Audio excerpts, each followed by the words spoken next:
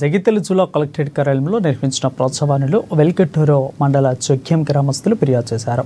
ఈ సందర్భంగా వారు మాట్లాడుతూ గత 20 సంవత్సరాల నుండి గ్రామ శివారుల గల ప్రభుత్వాల్లో జీవనం కొనసాగిస్తున్నామని అన్నారు.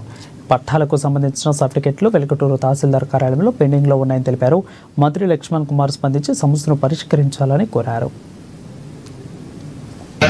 మా గ్రామంలో ఉన్నటువంటి 3 సర్వే నంబర్లలో మా గ్రామ ఎస్సీ బీసీలు అందరు కలిసి ఉమ్మడిగా ఒకరు 20 గుంటలు, ఒకరు 10 గుంటలు, ఒకరు 30 గుంటల చొప్పున ప్రభుత్వ భూమిని కాస్తు చేసుకుంటున్నాము. 20 సంవత్సరాల నుండి మేము కాస్తు చేసుకుంటున్నాం. వాటికి సంబంధించి గత ప్రభుత్వంలో బీఆర్ఎస్ ప్రభుత్వంలో మంత్రివర్యులు ఎస్సీ వెల్ఫేర్ మినిస్టర్ కొప్పులీశ్వర్ గారు పట్టాలు ఇవ్వాలని చెప్పేసి కలెక్టర్ గారికి, అప్పటి కలెక్టర్ యాస్మిన్ భాషా మేడం గారికి ఆదేశాలు ఇవ్వడం జరిగింది. దాంతో అసైన్మెంట్ కమిటీ తీర్మానం కూడా చేసి గ్రామ పంచాయతీకి A1 నోటీస్ అంటేసి సర్వే ప్రక్రియ మొత్తం పూర్తి చేసేసి అసైన్మెంట్ కమిటీ తీర్మానం చేయడం జరిగింది. పట్టా సర్టిఫికెట్లు ప్రిపేర్ చేసి పంపిణీ చేసే క్రమంలో ఎలక్షన్ కోడ్ కారణంగా అట్టి పట్టా సర్టిఫికెట్లు నిలిపివేయడం జరిగింది.